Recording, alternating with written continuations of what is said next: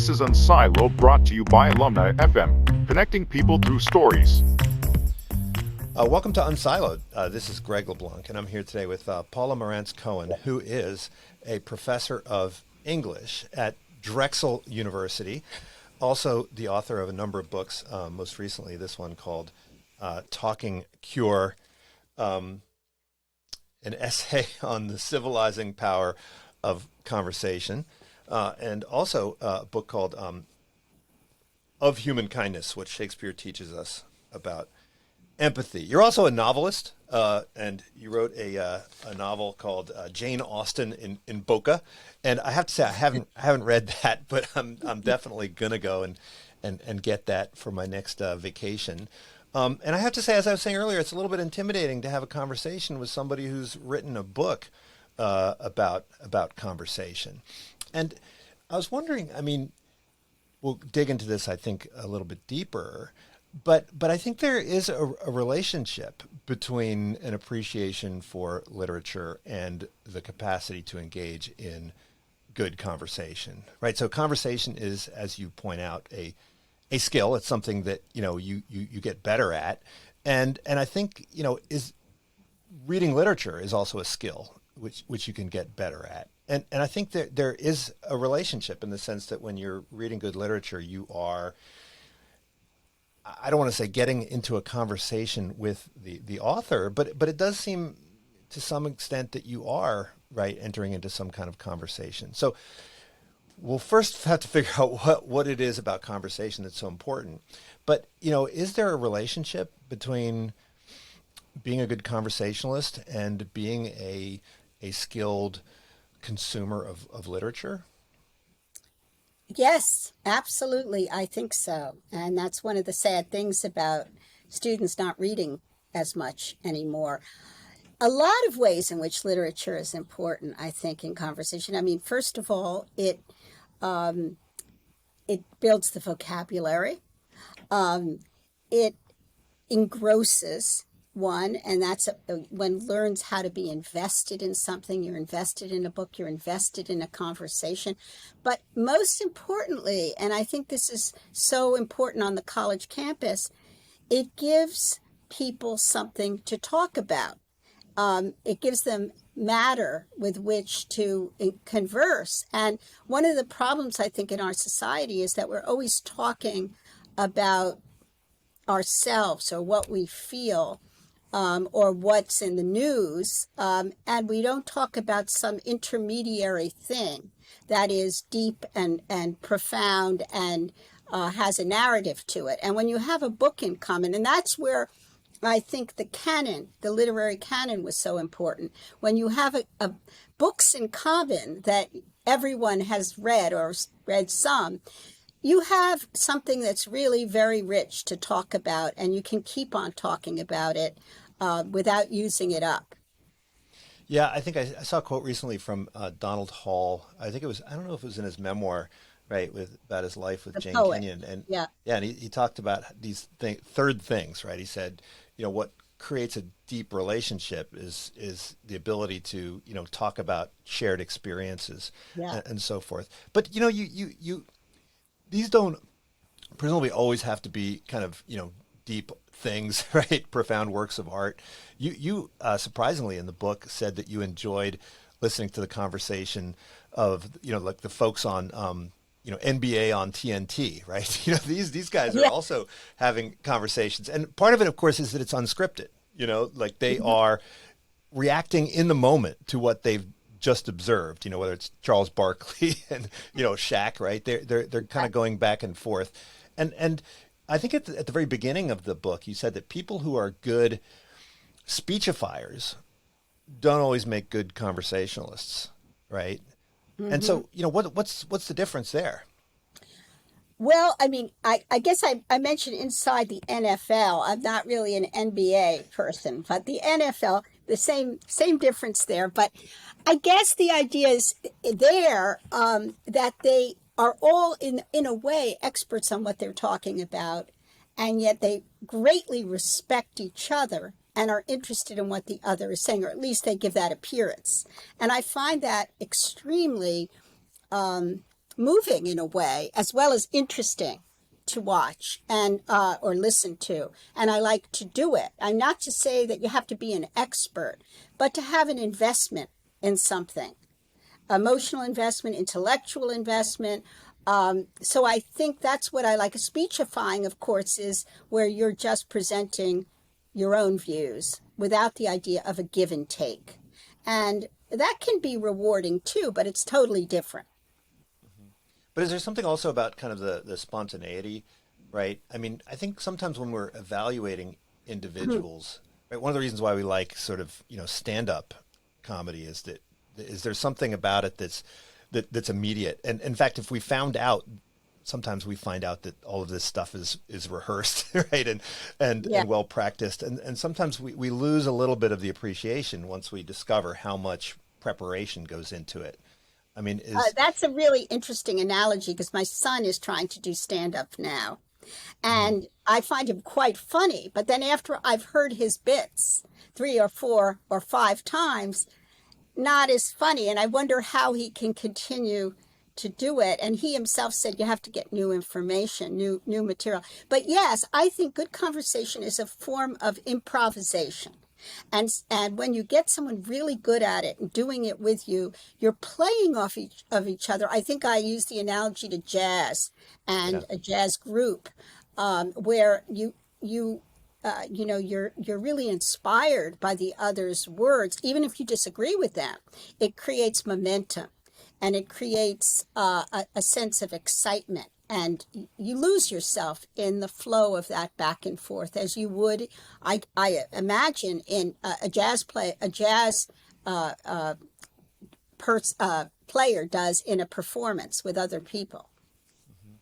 Well, and I think part of what you're describing is how we forge bonds with other people through conversation, right? And it helps us to cultivate empathy for the other. I mean, I think you set up sort of 2 extreme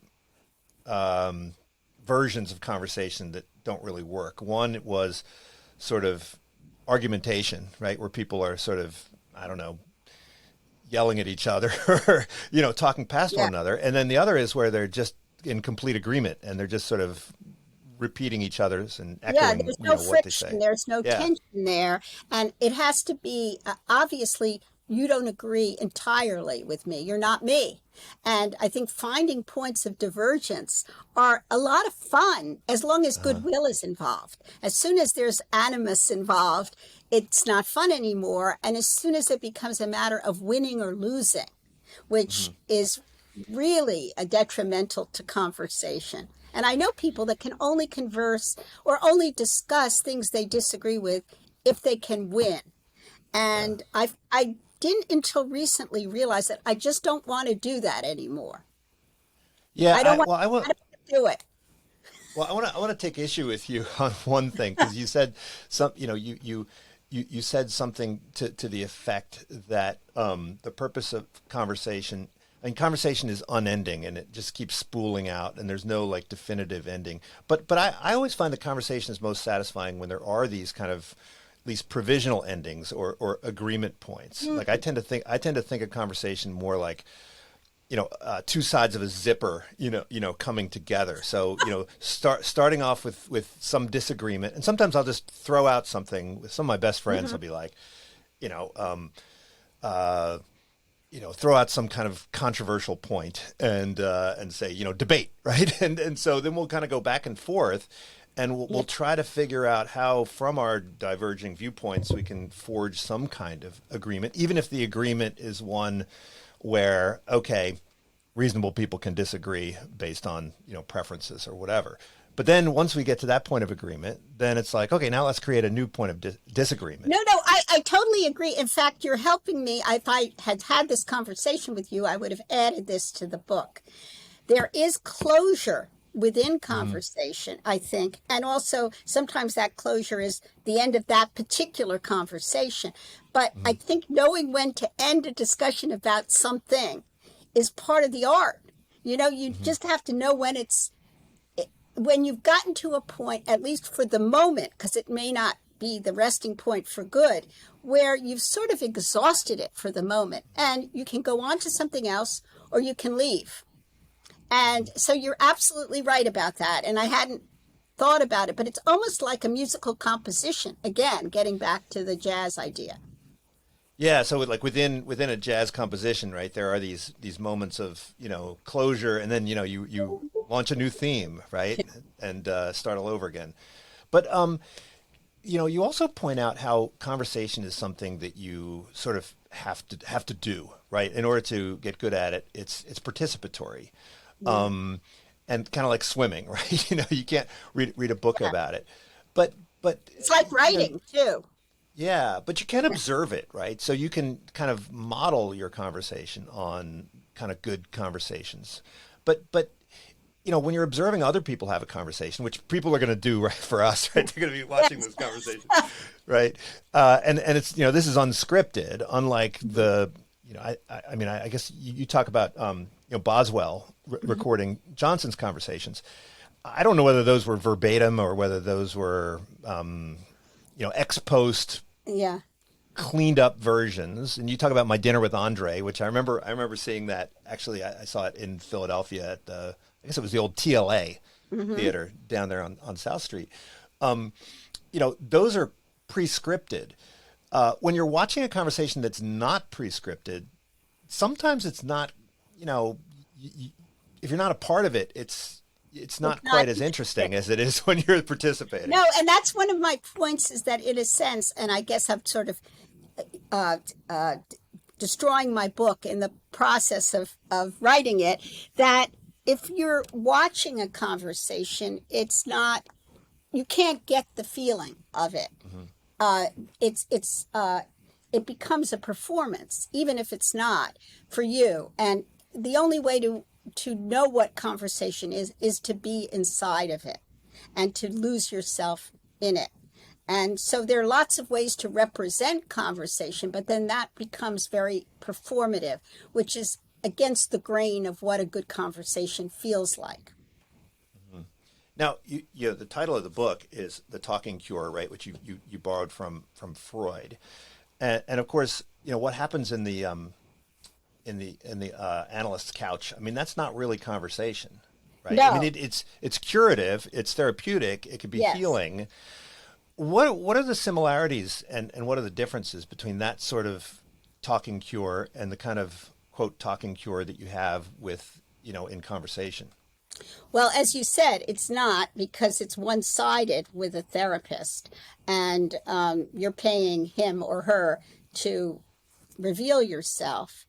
But I think the idea that talk can have a uplifting curative effect, although in therapy it's not always uplifting, is one thing. And the other is, and I really like this idea, although I think people have taken issue with it, that the idea of transference in psychoanalysis is that in the course of psychoanalysis, you fall in love with your therapist, and presumably in countertransference, they fall in love with you. And of course, that fits with Freud's issues about the libido and the sex drive and all of that. But here, it's more a feeling of great affection for the other person or for the group that is engaged with you. I think that there is that feeling of love, of an outpouring of affection, that this person is on your wavelength and engaging with you on such a profound level. And I don't, if you've experienced it, you know what I'm talking about. If you haven't, well, then you don't. But I have you, Greg? Well, I mean, I'm I guess I'm, you say an Irish writer is a failed conversationalist. And so, I love that quote because I'm Irish and I don't write. So what I'm doing with most of my free time, which is having dinner parties and conversations. But you talk about how conversation can kind of feed this affection that you have for another person, right? But you also have to kind of go in with some minimal level of affection, or at least openness, right? You Yeah. talk about how you've had wonderful conversations with people behind, the hotel counter, right? Or with, Uber drivers. I Yeah. mean, so you don't really have to have an intimate relationship with someone in order to have a good conversation, do you? No, and I think you're probably asking because you know yourself you don't. And what you need is a receptiveness in the other person, and you yourself have to be in a certain mood, Hmm. which I generally am in, because again, I don't know that I'm typical of people. I love to talk to other people. I find them infinitely interesting. And my husband, for example, is not that way. We often talk about the fact that he is more interested in things, art, for example, than necessarily in people. And I'm less interested in things and more interested in people. But so when I get into a cab or I meet a student, on the street, I am I want to converse with them, but I have to feel that response Yeah. back. And when I do, it can even be very short. It is very life affirming. And it does create something of that feeling, that welling of affection. But doesn't it? I mean, I think it requires that you cultivate a deep curiosity about other people. I mean, I remember when I was a kid growing up, my father, and so, we grew up in Philadelphia, and, he was I guess we used to make fun of him for being a schmoozer, right? Because Yeah. go down to the gentleman's club and talk to people, and he'd talk to anybody. He'd talk to the mechanic. And so I wasn't like that at all. I would just kind of have my book and kind of not talk to people.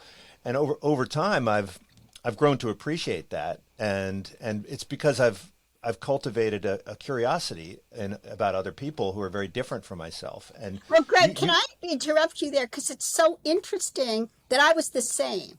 I always Mhm. had a book. I mean, Mhm. in my family, we always had a book to take. You Yeah, took it with you just in case you had to wait, or you had. right. So I always had a book, and I realized I would differ with your notion of that it's about practice, although it's about practice to some extent. It's also about being less fearful. Like Hmm. I feel when I was in college, I was fearful of people for some reason, even though I had a very warm family life and I knew all the people in my high school and all that. When I went to college, I did not speak to very many people. I have very few close friends from college. And I think as I became more confident, I was able to bridge that gap between people. Just do it. I tell my students this, that nothing should be too intimidating. And what's the worst that can happen? The person won't respond. I wish I had done it as a younger person, because there's so many missed opportunities for conversation there. Right. And I think in part that growth that I've experienced came from reading a lot of literature, right? And Yeah. seeing how other people live. And now when I look for literature, I'm trying to find literature that takes place in geographies and historical periods that are very different from my own, maybe with Mm. characters who have very different lives than my own, because I'm really trying to figure out, what was it like to be, say, a slave in 17th century South America, right? If I can find a book that imagines that world, for me, it's very gratifying. But when you talk about how your I guess it was you or your father who, said you got to figure out what their M&Ms are, right? Yeah. Everybody's got something that they're passionate about. I Yeah. love that. I'm gonna start using that phrase. My Right? father What's my father died last year. He would love the fact that the phrase is now being disseminated far and wide. Can I give the background on the phrase? Yeah. Yeah. So my father, who was also a great conversationalist, but a scientist, so not as emotional as I am, but there was some friend of the family of my parents that they would see at parties, and the wife was very outgoing and the husband said very little, and my father was determined to get him to open up, and started talking to him about his job, and he worked for the Mars company that makes M&Ms, and suddenly this man became animated talking about candy. And so from then on, we always would say, what's his M&Ms? What's the thing that will open him to conversation? And I do love that. And everyone I know, I think, or at least within my immediate family, knows the phrase. And so we use it for people. But, you'll see something like that in a book by Dale Carnegie, right? And you mentioned Dale Carnegie. Yeah. In business school, we teach people how to be very instrumental in their networking, right, and in their conversations. And so, Dale Carnegie might say, if you want to forge a relationship with somebody, you got to figure out what their M&Ms are. I'm sure he would borrow this if he could. But what's overlooked in that, I think, is how that benefits you, right? How that kind of improves your character, right, and makes you a more, I guess, virtuous person. You don't use this term in the book, but and I was thinking also, we have all these debates about free speech on campus, and there was a recent event at Stanford Law School that highlighted this, and what I think it misses is that the setting aside free speech. I mean, the reason why you want to engage in a conversation is not because that person has the right to be in a conversation with you, but because it is fundamentally going to help you, right? Learn, help you figure things out, and help you to understand, right, other perspectives. And I think that part we don't really emphasize enough. So you think that in the espousal of free speech, we don't emphasize that enough? We talk too much about the right of people to speak? Yeah, I don't think that we emphasize enough that, for just setting aside that and just focusing on, you are better off when you learn how to check your emotions and listen to what other people are saying, right? Because even if you end up disagreeing with them just as strongly as you did at the beginning, you have a better understanding of where they're coming from, and perhaps a better understanding of and a more nuanced view of your own. And I feel that's beliefs. so important on the college campus now. I mean, what is a university but a place where you're supposed to broaden and deepen your understanding of life and other people and experiences of other people. And if you can't hear things that are uncomfortable or you disagree with, you are going to not be educated. On the other hand, I guess the response would be, and I'll throw this back to you, Greg, is how far should that other be pushed? I mean, in other words, there's hate speech, and where are we close to hate speech? And is hate speech also something that helps us grow and understand ourselves better? I don't know the answer to this. I don't know where the line should be drawn, because inside the university, I hear multiple points of view on this. Yeah, I agree. And I think that, part of a conversation is that both parties have to kind of agree to the rules, right? I mean, Yes. it can't just be one person, right? Going into it with a particular a mindset, right? I know somebody who had said to his daughter that you should read this because it gives you another side to your political position. And she said, I don't want to read that. I don't want to know another side, which is a little chilling to me, even if, not to be curious about what the other position is. Yeah, and I think your book on Shakespeare, which I really liked, it does focus on this question of the other, right? And you emphasize that aspect of Shakespeare's writing, where he encourages the reader, not obviously, but sort of subliminally, to deepen their understanding of people that are very different from themselves, helping them to put themselves in the position of people different from themselves. But it also raises the question, I talk a lot about The Merchant of Venice, that I think is a very pivotal play in Shakespeare's canon. And I think it's a brilliant, profound play about the other, about, what it means to be marginalized and what happens to the individual when they become that way. But to teach that play well, you need a teacher who understands that and can really help the students come to an understanding of what Shakespeare is doing with that character. Otherwise, it can become a situation where everybody is just decrying the anti-Semitism in the play. And that's really not productive. Or, as early in my career, who just sees Shylock as a flat villain and doesn't think about what made him into a villain. So again, you have to have a situation where people can explore what's behind the words. You don't always have that. And you don't always have people that really want to dig into things. They like the easiness of a platitude or a cliche or an easy condemnation of something.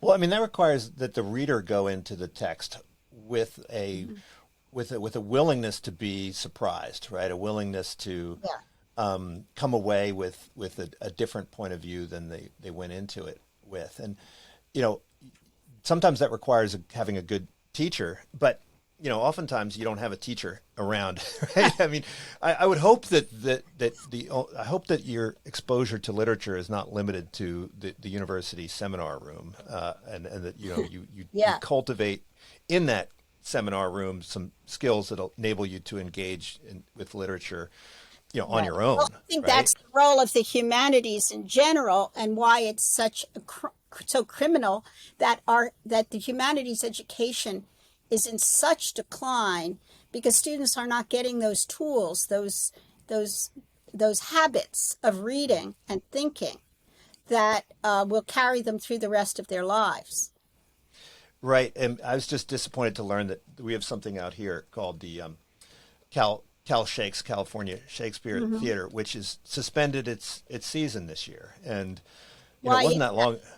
Well, they say that there's not enough interest in going to these performances, but I think part of it might be due to the fact that the interpretation of the performances, I think, became less subtle over time, right? Yeah.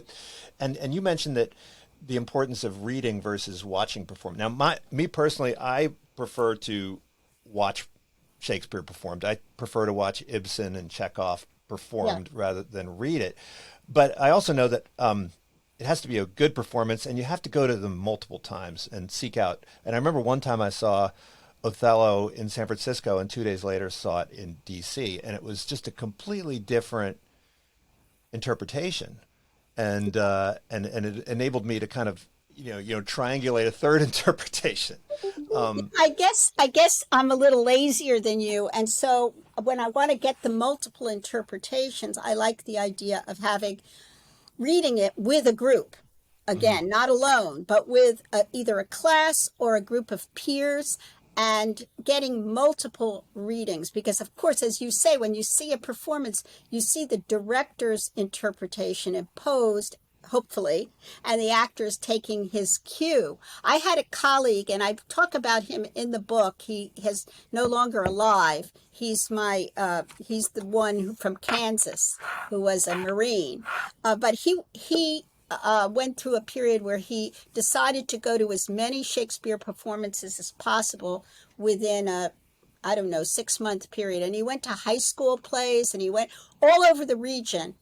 And he said even the ones that were not good just helped broaden his appreciation for Shakespeare. So I see that. I see your point on performance. Now, that colleague of yours, you mentioned that he's very different from you in a lot of ways, but you were able to forge a strong friendship. And you hear about this all the time, right? You hear about, Reagan and Gorbachev forging a friendship. Yeah. You hear about, Scalia and Ginsburg forging a friendship. Do you think that those types of friendships are becoming less common, right? Because people I guess they have more flexibility in terms of who they choose to hang out with. I mean, in some sense, these relationships were forged because people were put in situations where they more or less had to spend time together, right? Like, you're on the Yes. faculty together. So, you have meetings and gradually you get to know one another. Right. When you can pick and choose who you do your Zoom calls with, you're presumably not going to choose to, meet with the person that you have initial. True. I don't know if that's true, Greg, because I think Dave and I chose each other very deliberately, as different as our views were. And even though I'm in a university environment with a lot of people that ostensibly share my politics, most of them are not people I want to be friends with. I mean, I can admire them and like them, but they are not people. I don't want to be friends just because somebody has the same views as I do. What Dave had was that curiosity and that willingness to, he read what I suggested he read, and vice versa. And I think the reading element was very central to this. And we could appreciate each other through the literature, but also through our personalities and our sense of humor and our discomfort with life in general, and our sense of the human condition. And not everybody can tap into that and say those things, the tragedy of human life, right? We could say, we once had this great conversation about how we couldn't understand how all these people out there can cope with life when we can barely cope with it at all. They make out their taxes and they brush their teeth and they, raise their children. We don't understand how they can do it. We are doing it, but it's really hard. But all these, of course, there are a lot of people that can't do it. But we had so much laughter. I will say also, there was some laughter at the expense of other people. We sometimes would say things like, who's stupider, this one or that one? Now, that doesn't sound very nice, but it was a lot of fun. And there are very few people you can do that with. And I don't know if I should be giving myself away this way. But I do think there is a sense of we versus they in a good conversation. Sometimes when or a friendship, a really deep friendship, there's a sense that you are special with that person or those people, and everybody else is outside. And you can critique this if you want, Greg. Maybe as I'm talking to you, I'm learning things about myself I hadn't thought of. But I don't know if that's very admirable, but it is true. And Freud, I should say here, he did say people need a scapegoat or to be unified or to really cohere. So maybe that's behind this too. But it's not necessarily the best part of that kind of warmth in conversation.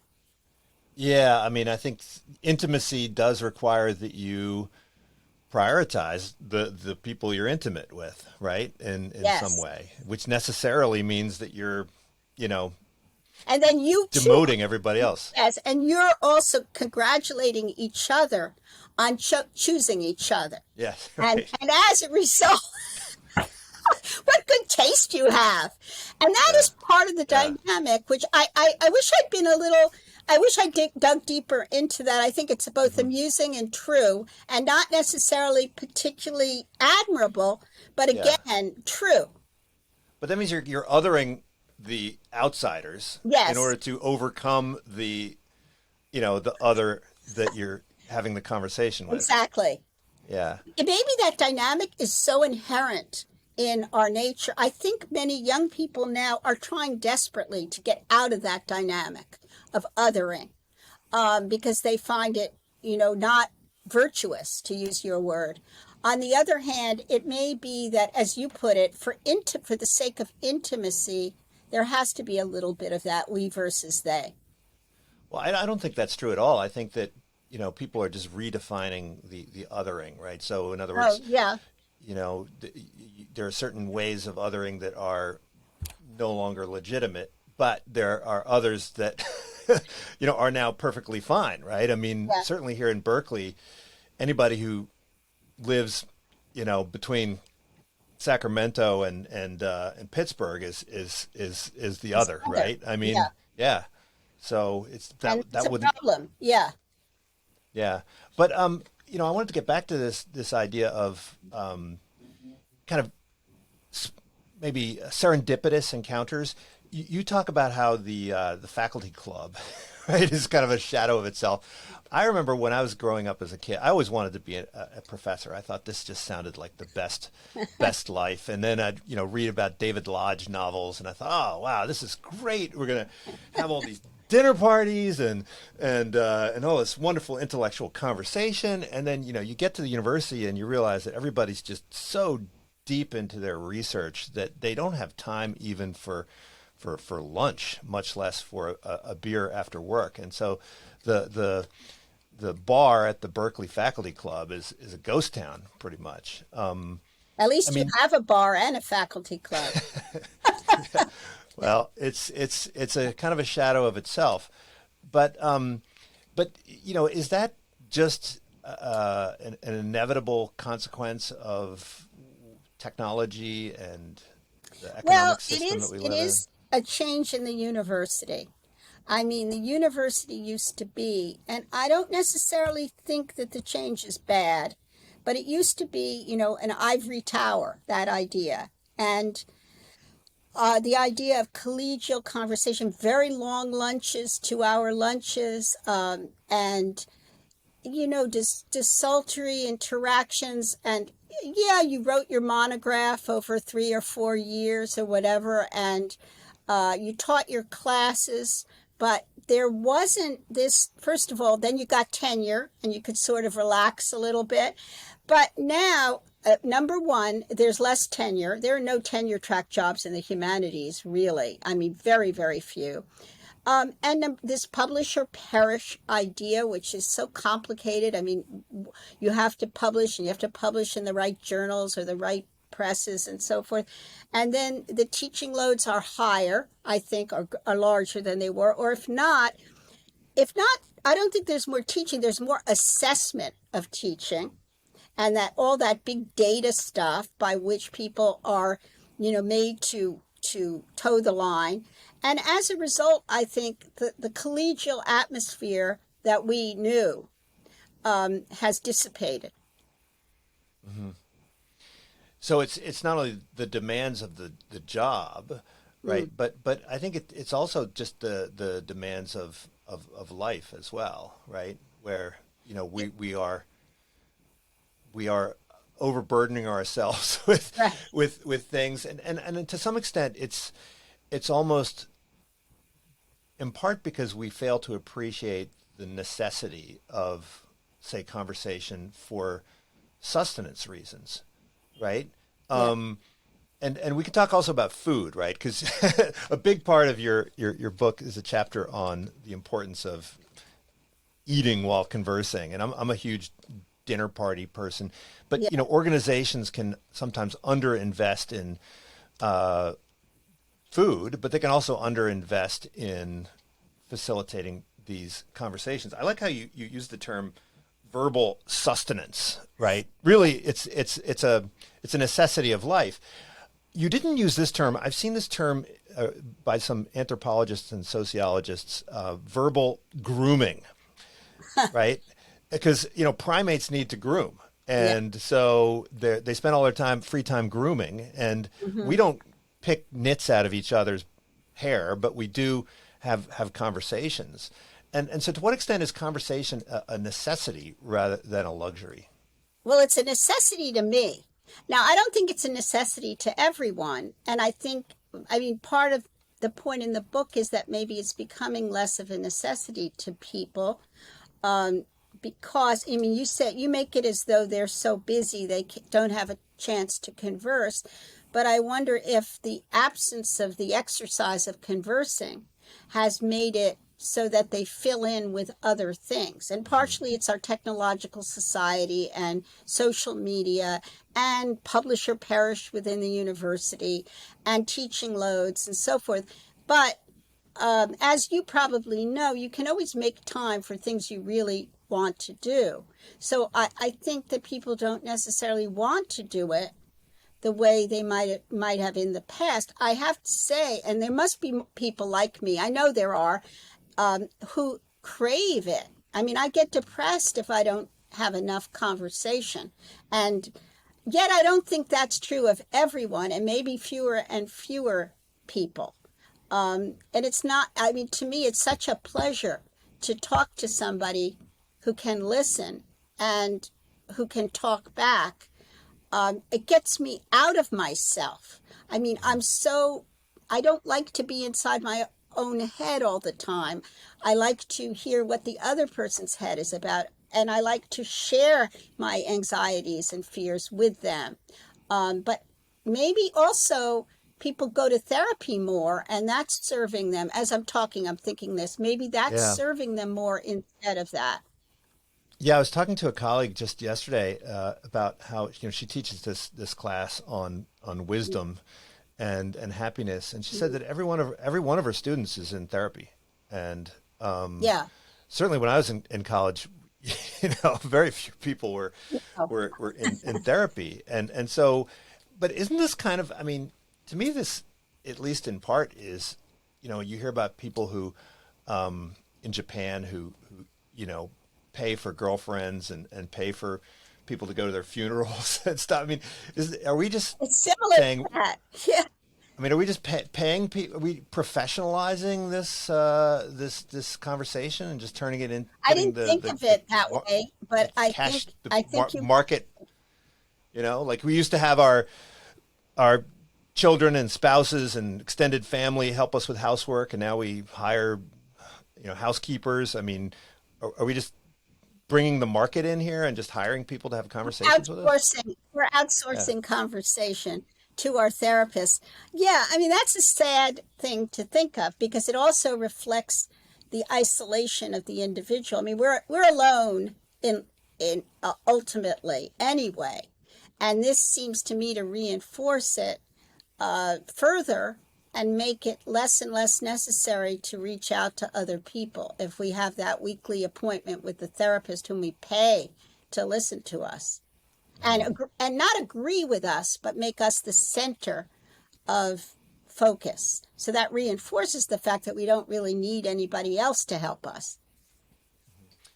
I was just talking, last night I was talking about your book. Had a bunch of people over for dinner, and you said that the best dinner conversation is one at a restaurant, right, where everything's sort of taken care of. And so we got into a bit of a debate because I always have people over and we always cook together, right? Oh, And so I always invite guests over and we're all hanging out in the kitchen and we're cooking before we sit down to eat. And it seemed like when you are engaged in sort of a shared task, not a super huge demanding task, but when you're engaged in shared tasks, this too can, I think, facilitate conversation and sometimes provide the basis for conversation. I Is there a agree. difference? Is there a difference between the kind of conversations that arise when you are engaging in some shared activity versus this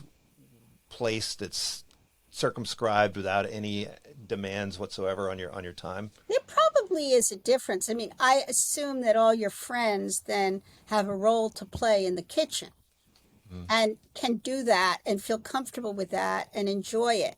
But sometimes you might have somebody who, doesn't know how to chop a carrot or something and just doesn't, want to do something, then they would be a little bit left out. Although, I mean, if I were there, I probably would sit in a chair with a glass of wine and be part of it that Yeah, way. yeah. That Uh, could be your role. that That's a perfectly legitimate role. All right, will you invite me? I'll fly to the West Coast and join your next dinner party. But I think I love this idea of sitting in a really comfortable, ideally a beautiful place with food being served and wine or liquor if you don't like wine or something, and engaging that way.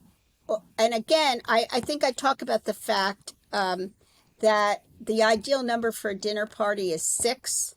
You go over Mhm. six and it's unwieldy. If you go less than six, four is fine, but you get more variety with six because if it's couples, for example, if you have just two couples, then you sort of know each other. But if you add another two, whether they're couples or not, you really get a little more noise in the mix, so to speak. But if you go to a bigger number, I really hate it at dinner parties when it devolves into little groups of two talking. Right. I don't know whether you have that problem. And I like it when everybody is engaged with the same subject around the table.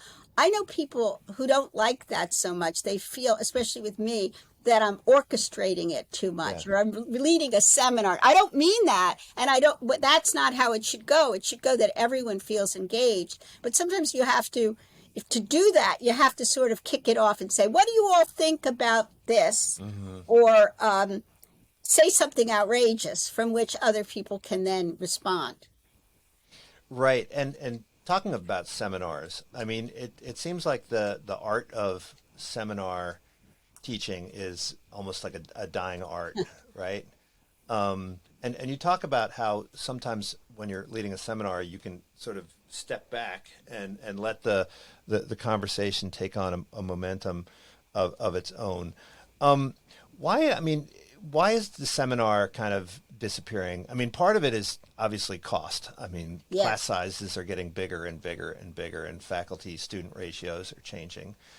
But is there also something about the difficulty of making it work that requires a lot of practice that is really too difficult for most faculty members?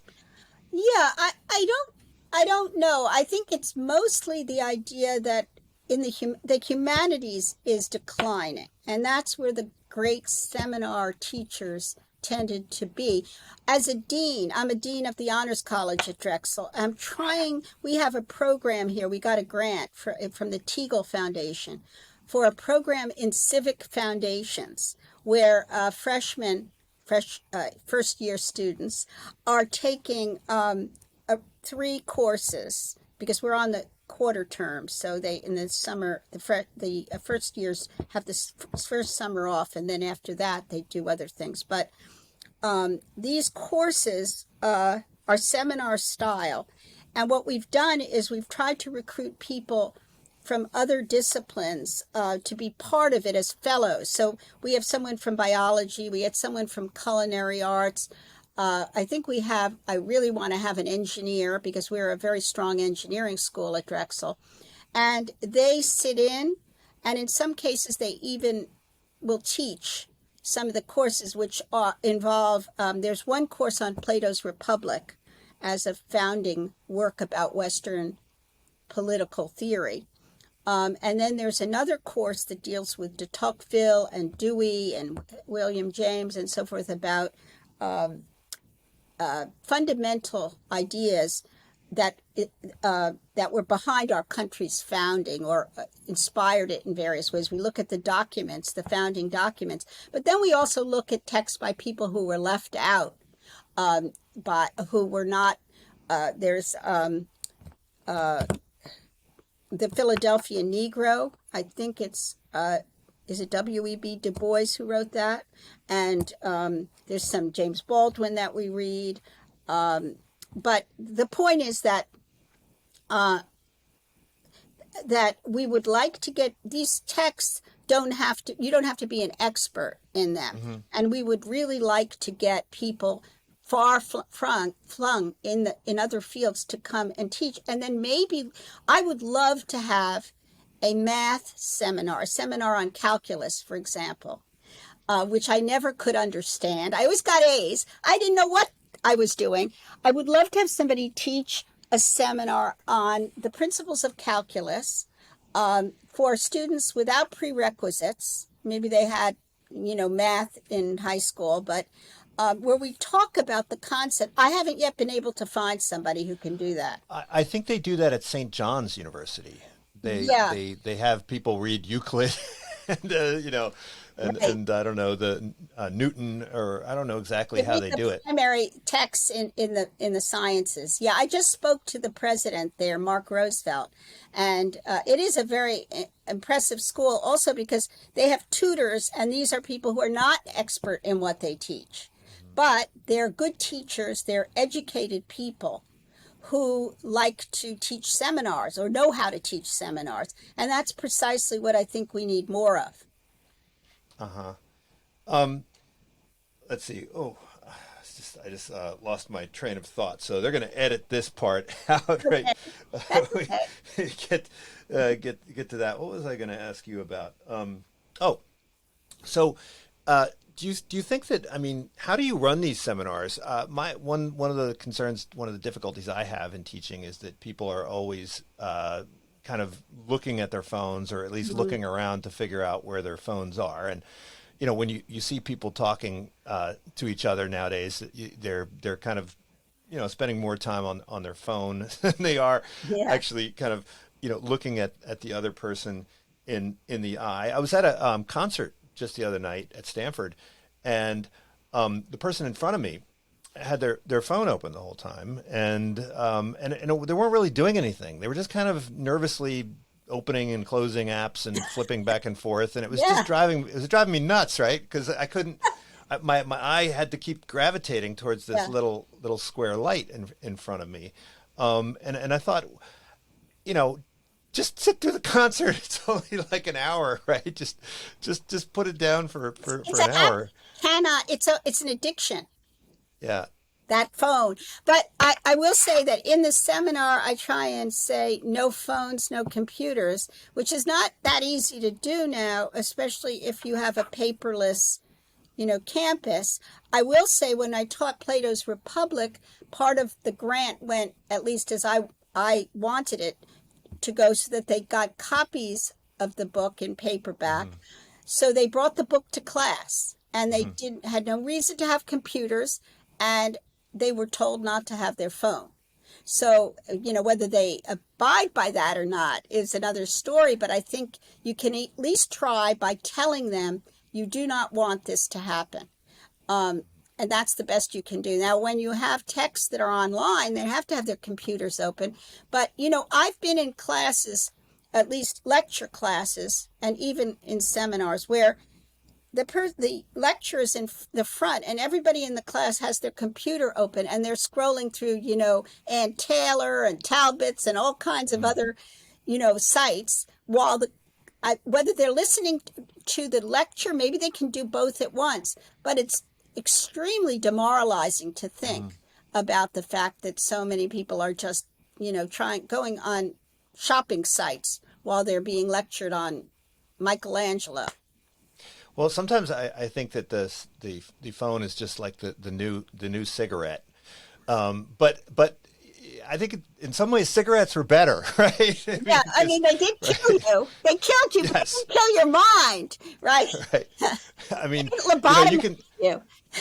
you can still kind of listen to what someone's saying, Yeah. you know, while you're lighting your cigarette. And I, like you, spent some time in France when I was young, and you clearly have an affection for the French. And you know, one of the things that I liked about that part of the book is that Americans are always sort of, let's get to the point, right? And so a lot of times you're having a conversation with someone, or at least you think you're having a conversation with someone, and then they're like, look, what are you getting at, right? Like, Yeah. what's the punchline? Yeah. And you know, you don't get that as often in France. Mm-mm. And it's sort of, I guess what does that reveal? I mean, what does that say about people when they are impatient in a conversation? Is it a lack of curiosity? Is it a anxiety over a loss of control, or is it you know, doing a cost benefit analysis? Like what does that represent?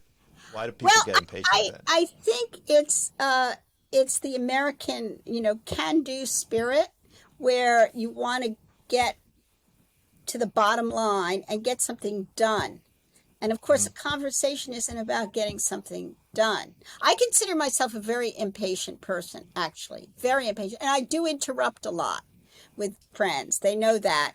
But I don't want the conversation to end. And I don't necessarily want the point. I just want to be able to get my idea in, get their response to that.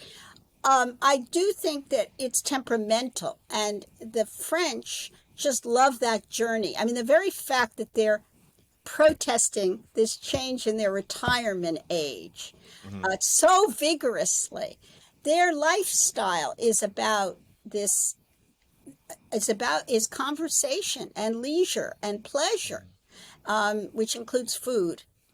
And we are not that way. It's our Puritan background. And I guess I felt a wonderful sense when I was in France of that other culture. I'm still an American. And I wouldn't, I wouldn't mind having an apartment in Paris, but I do feel that I have a different mindset from the French, but I really appreciate the French enormously.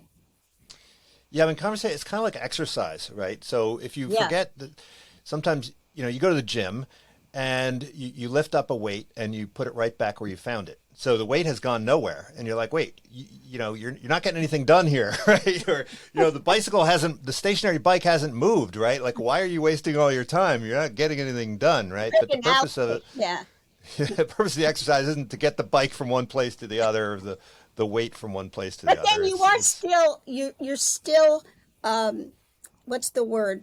Making it utilitarian when you call it a muscle that you have to exercise, because even that, it's interesting in France, at least when I was there, they didn't exercise, and they scorned us a little bit for the fact we have an exercise culture.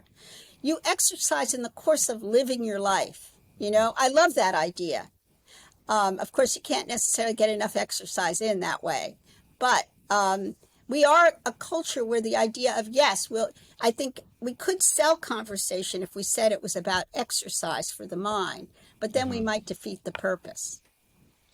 Yeah, or redefine the purpose, because a big part of the purpose is, as you say, forgetting yourself, right? Yes. And you talk about how it took you 6 years before you had perfected conversation with your husband.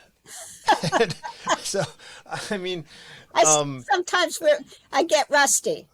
Well, but most marriages don't last that long, right? I mean, so is if it takes 6 years to kind of get good at it, in that very intimate sense, does it keep getting better from there? I mean, sometimes you see couples that are in restaurants and they're just kind of staring into space and they're not talking to one another. And I always thought that was really sad. And then a friend of mine said, "Oh no, that's great. They're perfectly comfortable with each other, right? They don't need to talk to each other." And I don't know, that could be a personality difference, but I thought, well, that's really terrible, right? Like, I agree with you. I agree. And I have another friend who loves conversation. And she used to say that that she had a horror of the idea that one day she'd be sitting at a dinner table with her husband and they would have nothing to say.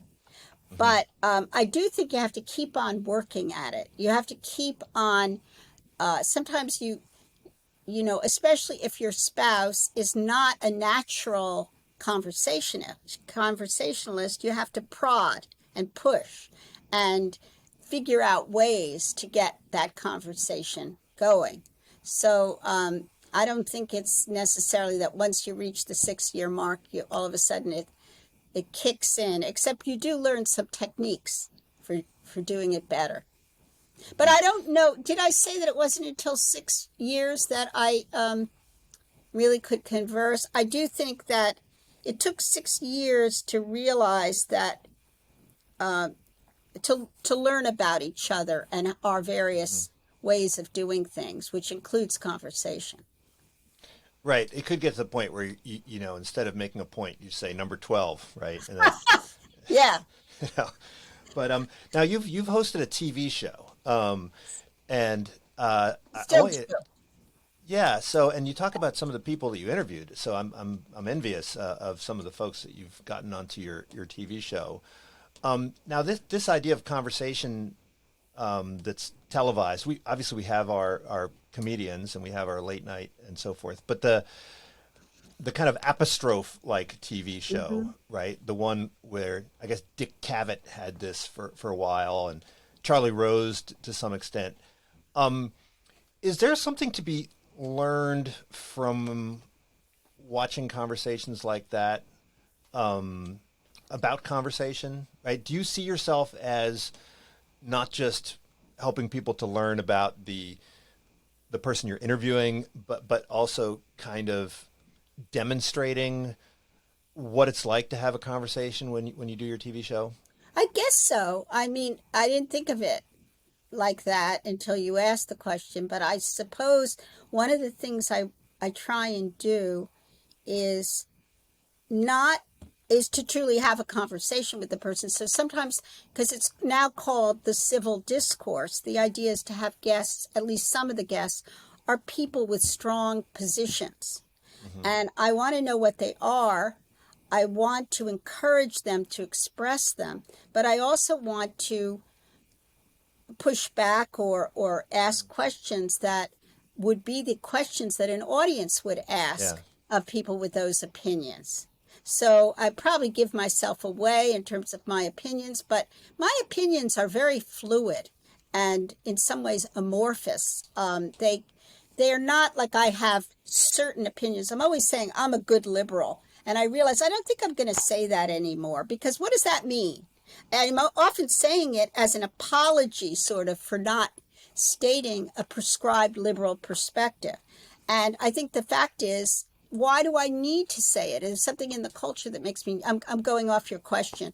But in terms of my guests, I just think that I have tried to get them to explain where they're coming from and loosen up and be in the flow of it as a way to exhibit who they are better.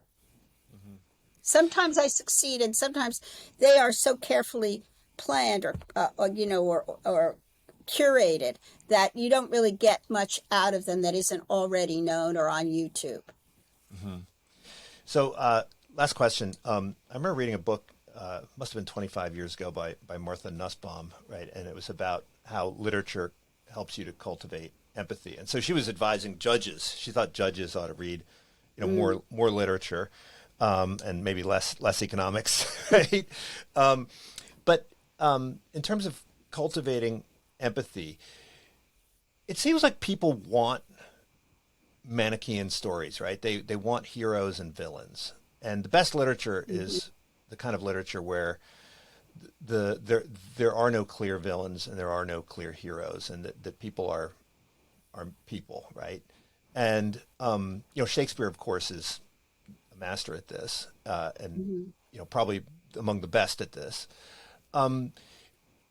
Is it because it's too much work? Is it because why is it that people crave sort of simple narratives with heroes and villains?